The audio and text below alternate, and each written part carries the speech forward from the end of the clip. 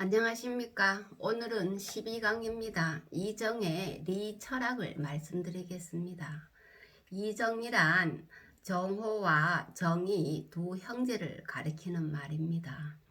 정호는 1034년에서 1085년을 살았으며 정의는 1033년에서 1107년을 살았습니다. 정호가 한 살 형이 됩니다. 이들을 북송 오자 중에 한 사람이라고 하죠. 이 둘을 후대 사람들은 형인 정호를 명도 선생이라 불렀고 동생인 정의를 이천 선생이라 불렀습니다. 정호의 호가 명도이고 정의의 호가 이천입니다. 주도니의 문나에서 공부하였으며 당시 학자인 소옹과도 친구였으며 장제와는 친척이었으므로 서로 간에 주고받은 바가 많았습니다. 그들은 오랫동안 낙양에서 강학을 펼쳤기 때문에 그들의 학파나 학문을 낙학이라 하였으며 또한 리를 최고 범주로 삼았기 때문에 이학이라고 하였습니다. 이들은 리를 최고 범주로 삼았으나 장제는 지난 시간에 한 장제는 기를 최고 범주로 삼았죠. 그렇다고 정호와 정의 두 사람의 철학 사상이 완전히 같은 것은 아닙니다. 정호는 봄바람과 온화한 기색으로, 정의는 가을의 서리와 같은 강렬하게 내리쬐는 태양으로 말해지듯이 두 사람은 성격에서나 상당한 차이가 있었습니다. 정호의 따스하고 부드러운 성품을 알 수 있는 시 한 편을 소개하겠습니다. 구름은 맑고 바람은 가볍고 정오에 가까웠구나. 꽃에 기대고 버드나무에 의지하여 앞내를 걷는다. 세상 사람들은 내 마음 즐거운 줄 모르고 공부해야 할 젊은 시절을 허비한다고 말한다네. 공부해야 할 젊은 시절을 허비한다고 말한다네. 세속의 명리를 벗어나 자득의 정신경지를 추구하는 모습을 엿볼 수 있습니다. 반면 정의의 꼿꼿하고 엄격한 성품을 알 수 있는 일화가 있습니다. 어느 봄날에 어린 황제가 난간에 기댄 채로 보드나무 가지를 꺾으며 노는 강경을 목격하고 황제에게 막 봄이 되어 생기가 도는 것을 아무런 이유 없이 꺾어서는 안 됩니다. 라고 훈계하여 황제의 기분을 상하게 한 일이 있었다고 합니다. 주로 엄격함, 다동함 이런 것을 엿볼 수 있죠. 이러한 성격의 차이는 결국 두 사람 간의 철학적 차이로 나타났습니다. 이들은 모두 세계의 본원을 리라고 이해를 합니다. 정호는 리의 절대성을 강조하기 위해 리 대신 천리라는 표현을 쓰기도 합니다. 리 앞에 하늘 천자를 붙여서 리의 어떤 초월적인 절대성을 강조를 하려고 합니다. 그래서 나의 학문은 선인들에게 물려받은 것이지만 천리라는 두 글자만은 스스로 체득한 것이다 라고 선언함으로써 처음으로 천리를 성리학의 핵심 개념으로 끌어올립니다. 이러한 내용은 하남 정시 외서에 들어있습니다. 성리학에서 가장 기본이 되는 리의 개념이 여기에서 비로소 형태가 드러나게 됩니다. 주역 개사전에는 한 번 음이되고 한 번 양이되는 것을 도라 한다라는 구절이 있습니다.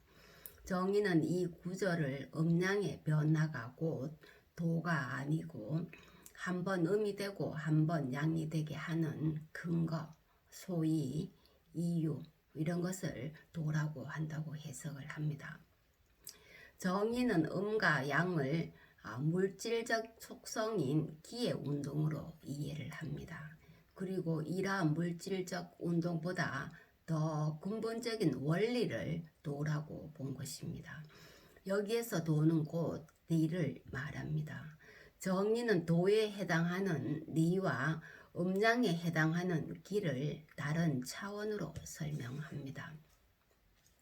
음양 그 자체는 기의 차원으로 음양을 운동하게 만드는 근거를 리의 차원으로 봅니다. 음양은 형이 하의 개념으로 보고 리를 형이 상의 개념으로 본다는 것입니다.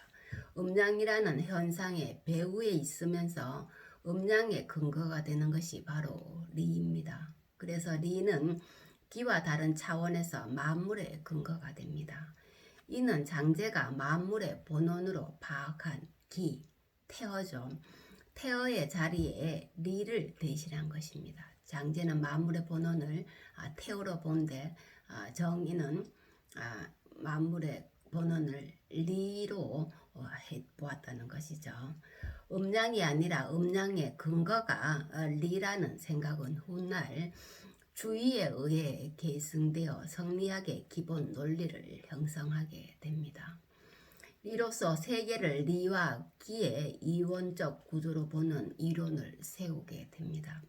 리와 기로 우주 만물의 존재와 변화를 설명한 것이 정의가 철학사에 남긴 가장 큰 공헌이라고 할 수 있습니다. 한편 정의가 음양의 운동 근거를 도라고 본 것과 달리 정호는 음양의 운동 그 자체를 도라고 보고 한 번 음이 되고 한 번 양이 되는 것을 도라고 설명을 합니다. 물론 음양인 기가 형이하의 것이지만 기 운동의 가정 자체가 곧 도, 즉 리이므로 리와 기는 결코 두 물건이 될 수 없다는 것입니다. 정호는 리를 사물 속에서 리를 파악을 한 거죠. 그래서 그의 유명한 도가 곧 기이고 기가 곧 도이라는 표현이 제기됩니다. 도 즉 기, 기 즉 도라는 표현이 제기됩니다. 더 나아가 도 역시 기를 떠나지 않고 기 역시 도를 떠나지 않는다. 도는 바로 기 안에 존재하고 기 안에 도가 있다. 그러므로 도 밖에 사물이 없고 사물 밖에 도가 없다고 강조합니다. 이 리를 사물 속에서 이해를 하는 거죠. 사물을 벗어나서 리를 보지 않는 것입니다. 사물의 본질, 원리, 법칙 등에 해당하는 리가 모두 그 사물 안에 있다는 말입니다. 이거는 나중에 말씀드리겠지만서도 리와 기의 불상리한 관계에서 파악을 하는 것입니다. 리가 사물 안에 있다는 말을 인간에게 적용시키면은 리가 마음 안에 있게 됩니다. 여기서 마음 전체를 리와 동일시할 것인지 아니면은 마음 속에 성에 해당하는 선한 부분만을 리와 동일시할 것인지에 구분이 생깁니다. 마음 전체를 리와 동일시하면은 심증리가 되는 거죠. 마음 속에서 성 부분만을 리와 동일시하면 성증리 개념이 형성됩니다. 정호는 심 즉 천이라는 명제를 제시하여 심이 곧 하늘이라는 거죠. 심 즉 천이라는 명제를 제시하여 마음 전체를 리와 동일시할 것을 주장합니다. 여기에서 천은 천즉 리라고 해서 천은 리를 의미하므로 결국은 마음을 리와 동일한 것으로 본 것입니다. 여기에서 그의 심증리의 사상이 나타납니다. 심증리의 사상은 마음의 선한 능력을 절대적으로 신뢰한 것입니다. 마음을 절대적으로 신뢰한 것이죠. 마음 자체가 곧 이치가 되기 때문입니다. 이러한 심증리는 육구연의 심증리와 동일하죠. 이것은 이후에 명대의 왕수인에 의해서 계승됩니다.